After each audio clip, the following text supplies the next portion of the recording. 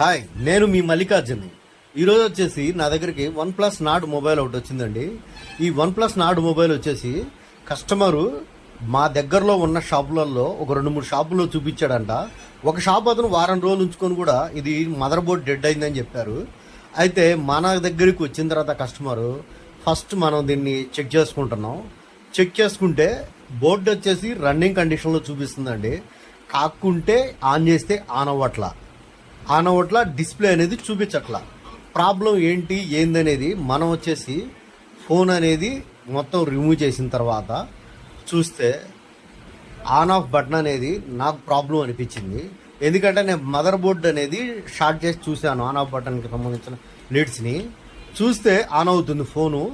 అంటే దీన్ని బట్టి ఆన్ ఆఫ్ బటన్ అనేది పోయింది, అంటే ఇన్సైడ్ బటన్ పోయిందనేసి నాకు అనిపించడమే కాదు, చెక్ చేస్తే కూడా క్లారిఫై అయ్యింది.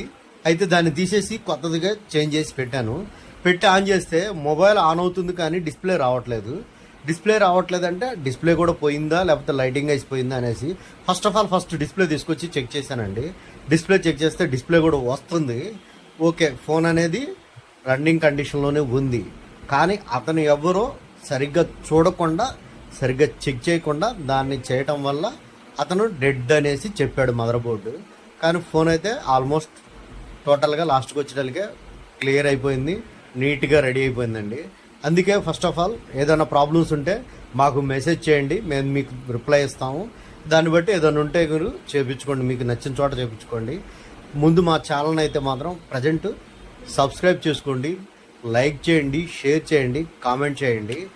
బెల్ ఐకాన్ మాత్రం మర్చిపోకుండా కొట్టండి. చూడండి డిస్ప్లే కూడా.